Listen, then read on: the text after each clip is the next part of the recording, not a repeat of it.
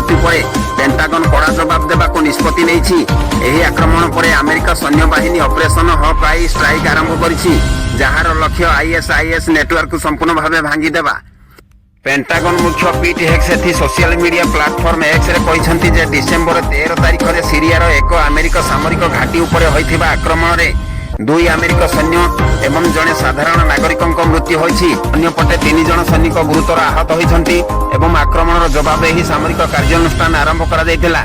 से स्पष्ट भाव में कहिसंती जे अमेरिका यार नागरिक एवं सैनिक उपर आक्रमण करिवो नाही।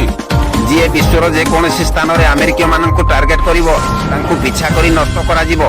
अमेरिकी अधिकारी अनुसार यही अभियान केंद्रीय सीरिया रे प्राय 70टी आईएसआईएस संयुक्त लक्ष्य स्थल को टार्गेट करा जायतिला। एही अभियान रे अमेरिका एवं एहार सहयोगी राष्ट्रगुड़िक सामरिक शक्ति प्रदर्शन करा जायतिला। आक्रमण F-15 ईगल युद्ध विमान, F-10 थंडर बोल्ट आक्रमण विमान, F-10 थंडर बोल्ट आक्रमण विमान, AH-64 आपात हेलिकॉप्टर एवं हिमालयस रॉकेट सिस्टम व्यवहार करा जायतिला। जॉर्डन F-16 युद्ध विमान मध्य एही अभियान अंशग्रहण करथिला बोली पीट हेक्स कहिसंती।